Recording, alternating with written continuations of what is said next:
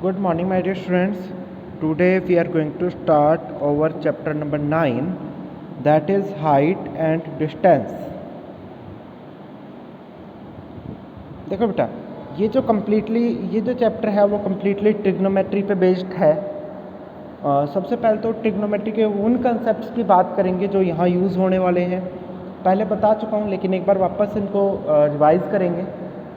फिर अपने दो टाइप के एंगल्स हैं उनकी बात करेंगे जो यहाँ इस चैप्टर में क्वेश्चंस में दिए होते हैं। और फिर अपने बात करेंगे इम्पोर्टेंट पार्ट क्या है और डायग्राम बनाना कैसे है।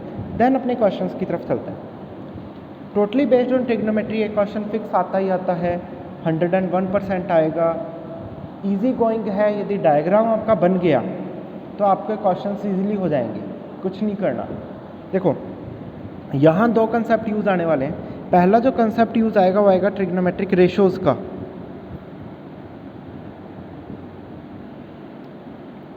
और दूसरी जो चीज़ यूज़ आएगी वो आएगी trigonometric table.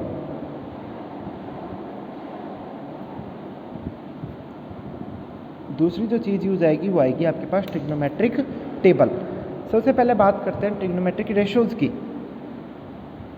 Sine theta, cos theta और टेन थीटा, तीन ये एंगल्स हैं जो अपने मोस्टली यूज़ होने वाले हैं या यूज़ होंगे यहाँ पे। साइन थीटा जो होगा उसका फॉर्मूला अपनों ने पहले भी पढ़ चुके हैं, that is perpendicular upon base hypotenuse.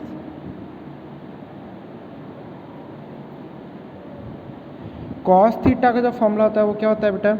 Base upon hypotenuse. और टेन थीटा का जो फॉर्मूला होता है वो होता है अपने पास perpendicular upon base. These are the three formulas which we are going to use here now. तो अपने अभी आगे यूज़ करेंगे ये वो तीन फॉर्मूलाज हैं ट्रिग्नोमेट्रिक रेशोज़ के जिनको अपने को यूज़ करना है। टेबल आप भली भांति जानते हो, 0 डिग्री के लिए, 30 डिग्री के लिए, 45 डिग्री के लिए, 60 डिग्री के लिए और 90 डिग्री के लिए सारे की sine theta, cos theta, tan theta की जो जितनी भी वैल्यूज़ अपने उन्हें निकाली थी सारी की सारी यहाँ यूज़ होने वाली है। क्लियर है? अब अपने बात करते हैं, मैंने अभी दो टाइप के एंगल की बात करी थी। वो एंगल्स है, सबसे पहले तो एंगल ऑफ एलिवेशन और सेकंड जो है वो है angle of depression.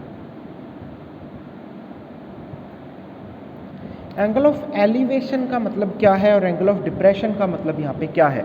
Angle of elevation है बेटा, ये कोई पर्सन है मेरे पास, ये कोई भी पर्सन है, ये उसकी दो आंखें हैं।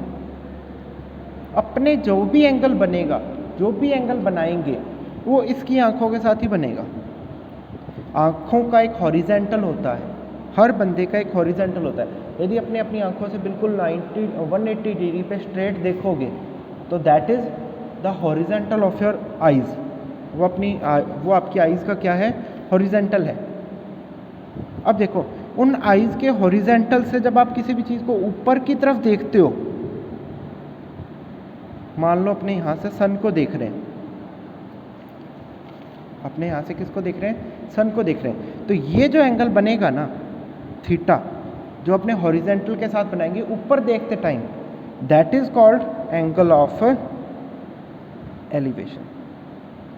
ये जो एंगल है ये अपना क्या है? Angle of elevation. इसी तरीके से अपने किसी बिल्डिंग के टावर पे खड़े हैं तो ये अपना क्या है? वहाँ पे हॉरिजेंटल है। यहाँ से अपनी किसी भी चीज़ को, ये बोट है मान लो या ये हाउस है एक छोटा सा, उसको देख रहे हो। इसको जब आप देख रहे हो तो आप अपने हॉरिजेंटल के साथ कुछ एंगल बना रहे हो, that is called theta. Theta means angle of depression. मतलब जब भी आप किसी चीज़ को नीचे की तरफ देखते हो तब जो आप अपने हॉरिजेंटल के साथ एंगल बनाते हो वो होता है एंगल ऑफ डिप्रेशन।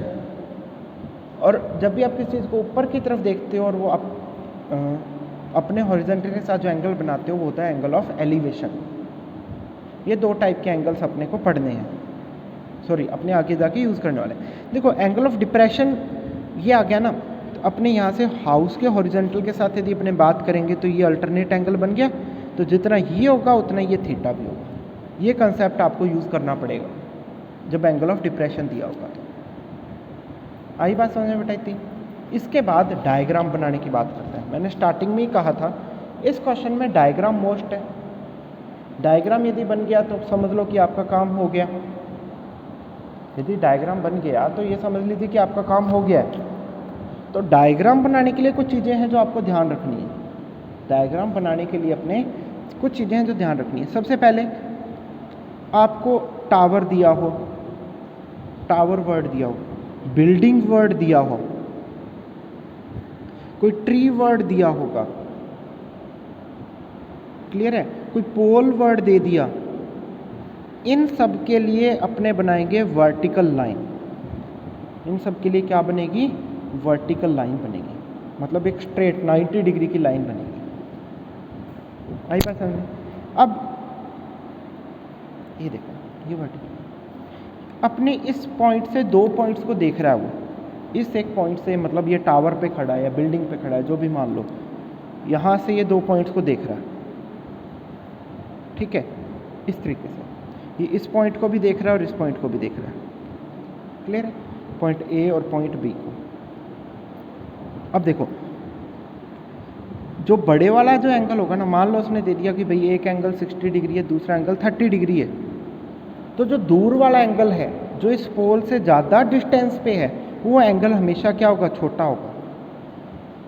और जो पास वाला एंगल है वो क्या होगा? ऑलवेज बड़ा होगा। जो पास वाला एंगल होगा वो ऑलवेज क्या होगा? बड़ा होगा। ये कंसेप्ट है। उसके बाद थर्ड चीज़,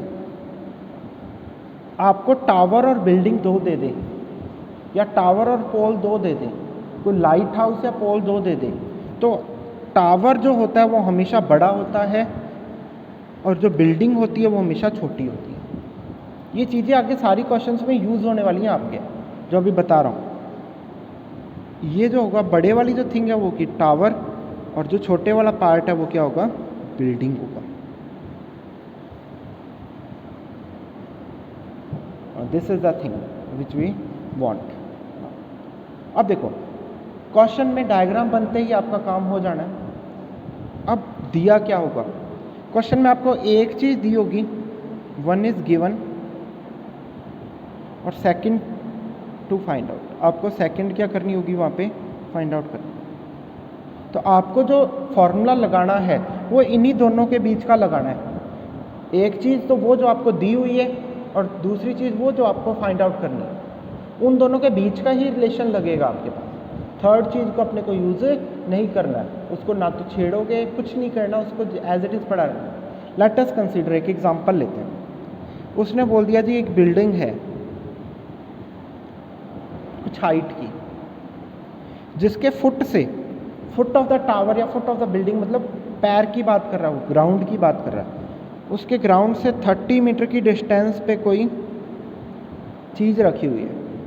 अपने इसके इस पॉइंट से इस टावर को देख रहे हो और 60 डिग्री का एंगल बना रहे हो, तो height of the tower find out करो।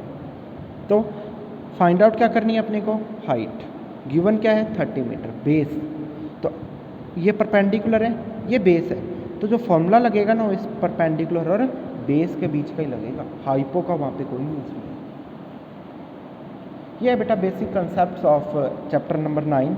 बहुत इजी है, कुछ भी नहीं है। डायग्राम बनते ही आपका काम हो जाना है। आपको दो चीज़ें पता होनी चाहिए, डायग्राम और करना क्या है, ये बस, ये दो चीज़ें होते अपना काम हो गया। क्वेश्चन की तरफ चलते हैं बेटा। एक क्वेश्चन करेंगे अपने। एक सर्कस है, सर्कस आर्टिस्ट है, ये अपना क्वेश्चन नंबर 1 है एक्सरसाइज 9 का। एक सर्कस का आर्टिस्ट है, एक 20 मीटर लंबी रोप पे चढ़ रहा है, जो कि टाइटली स्ट्रेच्ड है और बंधी हुई है एक वर्टिकल पोल से। वर्टिकल पोल दे दिया, मतलब ये पोल है। यहाँ से इसके एक सिरे से पोल टू द ग्राउंड, पोल से ग्राउंड पे एक टाइटली एक रस्सी बंधी हुई है। ये लो जी, ये मेरे पास एक ग्राउंड का पॉइंट है, यहाँ पे एक रस्सी बंधी हुई है। ठीक है। इस रस्सी की लेंथ कितनी है? 20 मीटर है। मतलब ये रस्सी की लेंथ अपने को कितनी दी हुई है? 20 मीटर दी हुई है। रस्सी की लेंथ अपने कितनी दी हुई है? 20 मीटर दी हुई है। Find the height of the pole. अपने को ये हाइट ऑफ द पोल क्या करनी है? फाइंड आउट करनी है। If the angle made by the rope with the ground level is 30 degree. Rope जो ग्राउंड के साथ एंगल बना रही है वो कितना बना रही है? 30 डिग्री बना रही है। तो ये हाइट फाइंड आउट करनी है ना, नाम दो। हाँ, एक चीज़ और, ये काम जो होगा हमेशा राइट एंगल ट्रायंगल पे ही होगा, ध्यान रखिएगा इस चीज़ का।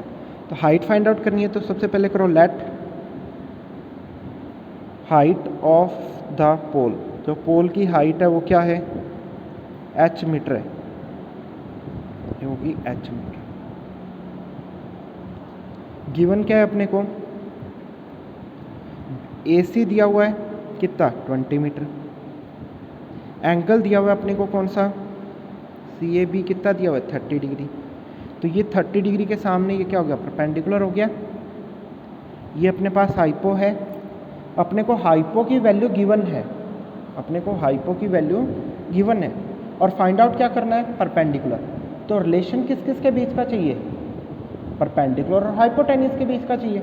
परपेंडिकुलर और हाइपोटेन्यूस के बीच का रिलेशन क्या होता है मेरे पास? वी नो दैट, हम जानते हैं।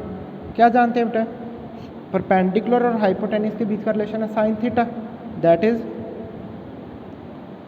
परपेंडिकुलर अपॉन में hypotenuse.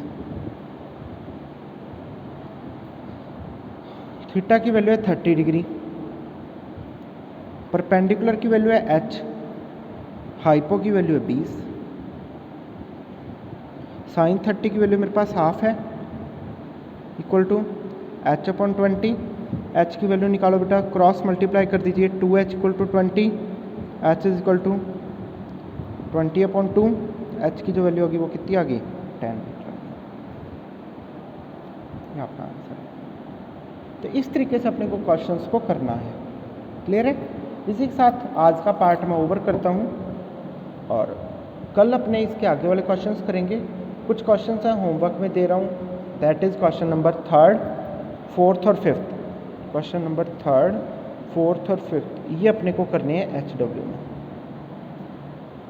Thank you guys, have a nice day.